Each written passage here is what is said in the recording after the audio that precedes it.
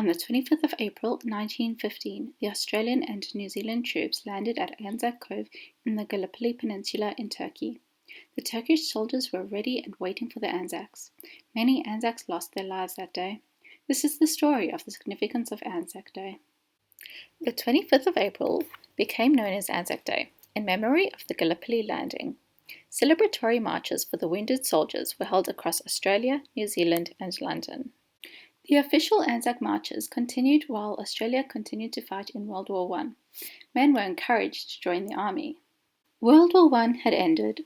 The Anzac Day March became a time for people to remember the lost soldiers.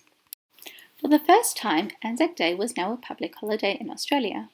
This was also the beginning of the dawn service ritual, when 5 soldiers saw a woman placing flowers on the cenotaph in Sydney. They declared there would be a dawn service every year. In 1928, the tradition of the dawn service began, whereby 150 people came to lay wreaths at the cenotaph and observed a 2-minute silence before the last post was played. By this time, the Anzac rituals had become a part of Anzac Day.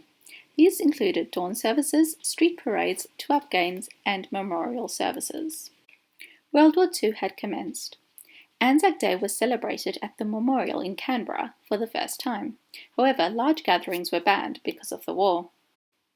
Families were able to be a part of the dawn service from this time onwards.